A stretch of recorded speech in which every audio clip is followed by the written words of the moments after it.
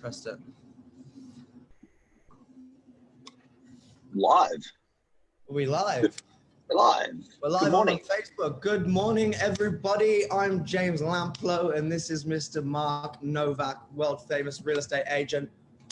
So, good morning, Mark. How are you? Good, buddy. Property prices, 10 years. Why does property go in cycles, Mark? Why? Well, look, everyone's asking at the moment, and we've got 50 agents in the office, and out of all the agents in the office, the most commonly asked question that we get asked is, mate, it's just not going to happen. Do you reckon, Mr. Real Estate Agent, that it is possible for property prices to double over the next 10 years, given the economic climate that we're currently in the eye of the storm? Have you seen, Mark, in the last 10 years, or maybe 20 years or 30 years or 40 years before, have you ever seen a 10-year cycle where the prices have actually doubled? Always. Yep. So guys and girls, that's it. Go ahead. If you didn't, it'd be bucking the curve, and it would actually be more rare. You know what? We've had people in the eye of the storm. People can't find it hard to remember other storms, but we've had recession, we've had depressions, we've had wars, pandemics, we've had this pandemic, we've had GFC 1, we've had GFC 2, and every single time property always comes back strong and doubles. Well, that's right. Property seems to hold the fort for the economy, doesn't it? For the most part, during these troubled times, wherever they come back, it always seems to be the most resilient part of the market. And look, I think James, it's not by chance. And I think that one of the factors of property is economic crises. That's one of probably many factors, and the other factors are just so strong and so overwhelming that they keep supporting property. It's our biggest asset class in our country. It's bigger than stocks. It's bigger than gold. It's the biggest way that Australians hold and manage their wealth. And there's a reason for that. It's quite amazing to think. It doesn't seem like a long time, but 10 years will go like that. If you can make some smart investments, it's going to put you in good stead moving forward in life, isn't it? It is. And you're not spending it. It's very easy to, if it's a stock, it's easy to trim. It's easy to sell 10% and spend 10% of the value because it's risen. You can actually do it the same day. Yeah, right. So would you say something like the stock market is a far, far riskier side? Obviously, you can have extreme profitability in there, but you're thinking stability in the real estate long-term game is the way to go. Well, look, stocks have proven to perform better than property. Yeah. But habitually, with people's habits, property supports growing wealth better. So, for instance, if you were stuck with a mortgage for some stocks, it doesn't really sit well in your gut to be paying $1,000 or $2,000 a month off on your stock mortgage or your stock debt. Shouldn't call it mortgage. And you wouldn't do that for 20 years, or you wouldn't do that for 30 years. But when it's the roof that's over the top of your head, it's just something that we're programmed to do, and we're programmed to support.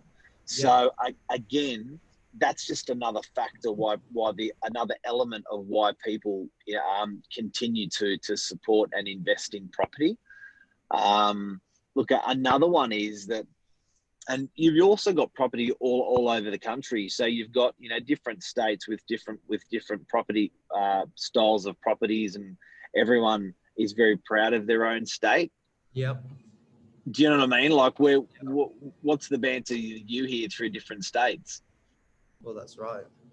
So what do everyone's like, Queensland, oh, it's great for lifestyle, but again, you said, because with making money out of property, you make it in two ways. You make it in rent, or which is your yield, or you're making in capital, which is how much the actual value of the property has gone up.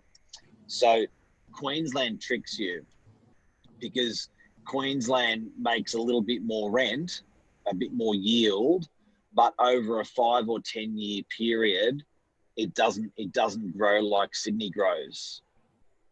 You got Melbourne, you got Western Australia, you got Northern Territory, you got all these other areas of Australia. Yeah. And do you think with the urbanization and sort of globalization that's occurring more outside of the capitals and more in remote and previously less popular destinations, the prices are now rising? Do you think those outside of the capitals will find the same growth as well? Or do you feel there's still far more risk with those associations? I do. I do reckon out of CBDs is going to do better. So I had the conversation the other day about capital growth with a client, and what they're noticing is that Northern, actually Margaret I had the conversation with as well in our office, and she said, I've noticed a lot of people coming to rent from the city, from Neutral Bay, from Mossman, moving to the beaches. Yeah. And then equally, she's saying, I'm actually noticing clients that are actually moving out of the northern beaches and going to Newcastle, Gosford, further up north. So there is this more for this transition where people are choosing lifestyle over. And I think that's going to support capital growth, to answer your question. Yeah, right. Well, it's interesting, isn't it, with what's been going on at the moment in the last couple of months, and the way people have been. We talk about it primarily in the commercial side of things, Mark, with office spaces and social distancing and compliance with these new rules. But actually, it's not just the corporate side of the world that's being impacted by it, but you see people moving out of the CBD so that they can, might be moving to somewhere like the Northern Beaches, but then that lifestyle kick takes over and, getting out of the Northern Beaches. And a lot of people moving up to the Central Coast, up to Queensland, lots of other places for lifestyle over work and everything else. So, yeah, it's interesting. It depends on what you're really wanting from life, isn't it? It definitely does. And look, if you've just tuned in, what we're talking about is property prices doubling over the next 10 years ahead of us. Some people would say impossible.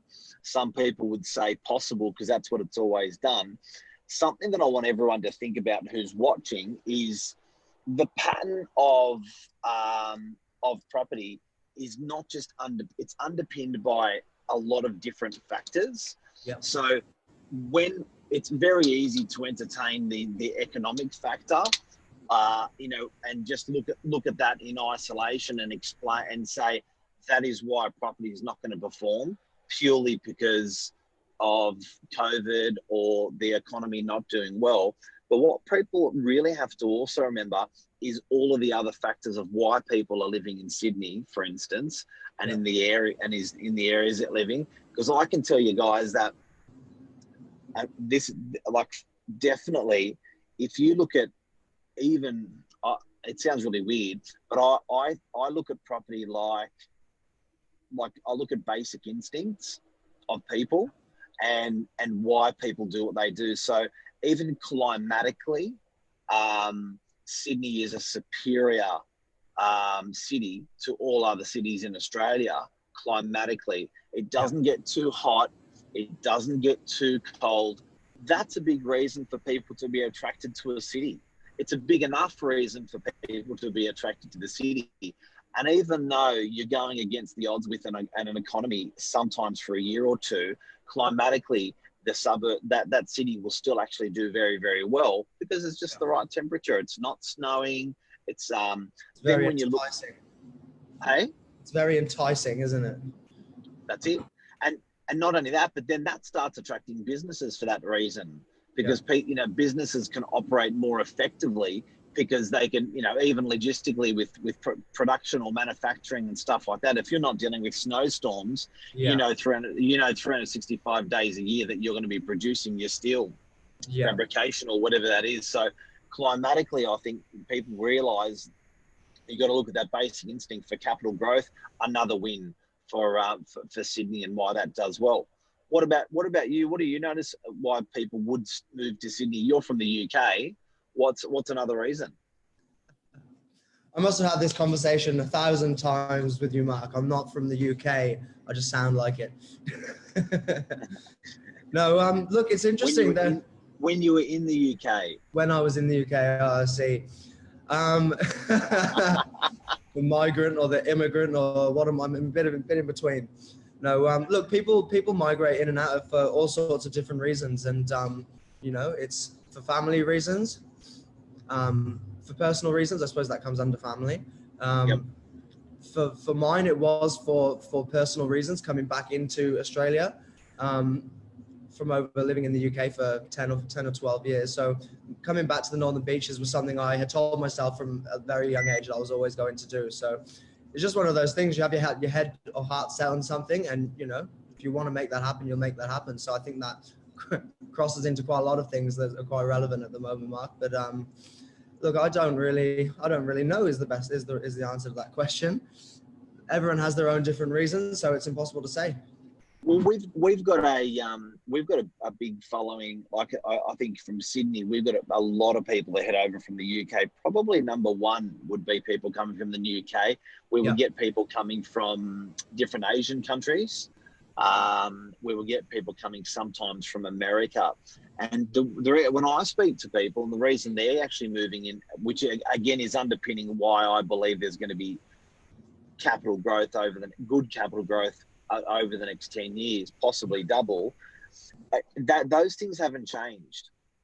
Do you know what I mean? So the reason why people are migrating into Australia have not changed. So if you speak to people coming from the UK, they love the climate. Yeah. They love it's an easy speak country. They can speak the language. They don't have to get around another language. Yep. Great living conditions. Right. Then you speak to Asian countries, they love the freedom, they love the political system. Yeah. They love that it's different to a communist run sort of country. They love the climate again. They love the education's probably above all of those. Yeah. So our education system is excellent. So all of these things that these people are attracted to Australia for haven't changed. Yeah. Do you know what I mean? So the capital growth looks like you just vomited in your mouth. I coughed. I didn't want to cough on camera. But you know what I mean? Like those things, and I know when people talk about COVID, it's like, no, look, we've had a really hard economic time. We're taking on $1 billion of billions of dollars of debt. This is terrible, but fundamentally, the strong things the things that make our property market strong are just not interest rates or just not, the pandemic and the economy. It's all of those things that are actually underpinning. So, the schooling's excellent in New South Wales and Sydney. The climate is excellent. And you can see people all over the world vote with their money. Also, where we sit in the continent, excuse me. As a continent, where we sit, I think we're a little bit like Switzerland. Yeah, right. Okay, it's an interesting comparison. So we're like the Switzerland of Asia. So that helps our property market because what actually happens is we are known to be safe. We are known to have a great political system, even though we may bag it out all the time. Yeah. It's when you start coupling all these things that I've mentioned in today's show, they are the things that contribute to property values doubling every 10 years. Sure. They haven't changed for 50 years. Right. That's interesting. So, Mark, to finish off, prices, are they going to double in the next 10 years? As an investor, as a first-home buyer, what sort of things are you going to be looking out for to be sure that in 10 years' time, your investment is going to maybe not double, but it's going to get up somewhere along those lines? What are the things we're looking for when we're purchasing a place with that long-term plan? Water, proximity to water, proximity to a CBD. Right, okay. And that's so worldwide, they're the two things that people have always chased. They will chase being close to a city, and they will chase being close to water. Water being beach or harbour or lake. People love it. They love it. They love the lifestyle. And I know at the beginning of the show I said people are getting away from the CBD. They are, but they're not getting away like 3 hours. It's that inner rung that's probably deleted, and now people are moving a little bit to that next rung out. If I allow me to give you an example with Sydney, places like Mossman, Manly, places like Northbridge, very Mascot, exclusive but very accessible. Very accessible. So, and I think they're not dwelling as hard in that CBD. They've learnt a little bit about lifestyle. Yeah. Interesting. Oh, well, there you go. Do you have anything else to say this morning, Mark? That's it. I do. And again, just the nuggets of what we've to close off on what we've spoken about today. How are you, Michelle? The things that we've spoken about today, will property values continue to increase even after the pandemic and even after taking on this huge economic debt?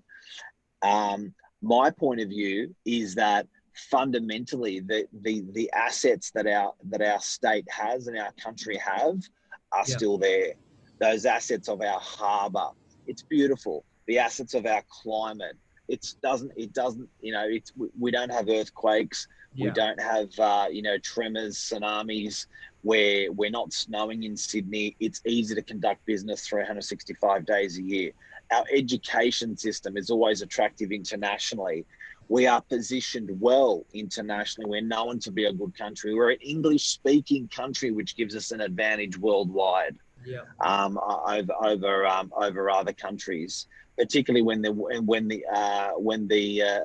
Eastern world is trying to educate their children.